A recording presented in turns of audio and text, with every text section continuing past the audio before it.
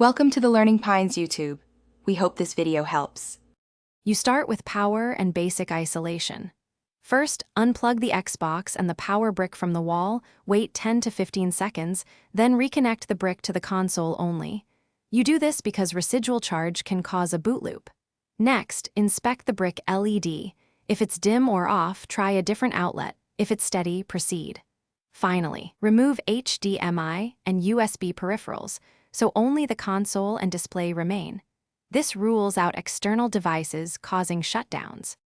Once done with power isolation, perform a soft reset by holding the Xbox power button for 10 seconds until it powers down, then press to start.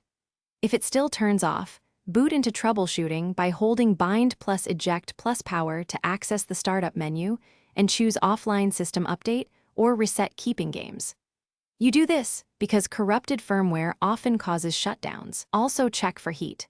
Clean vents with compressed air and make sure the console has 1 to 2 inches clearance for cooling, and you finish by escalating repairs methodically.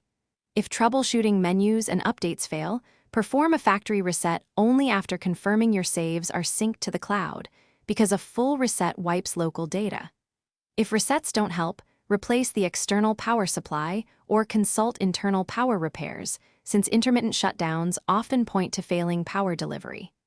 If things go wrong, record exact LED blink patterns or shutdown timing. Those symptoms narrow diagnostics and speed up repair or support conversations. Thanks for watching. Consider subscribing if we helped you.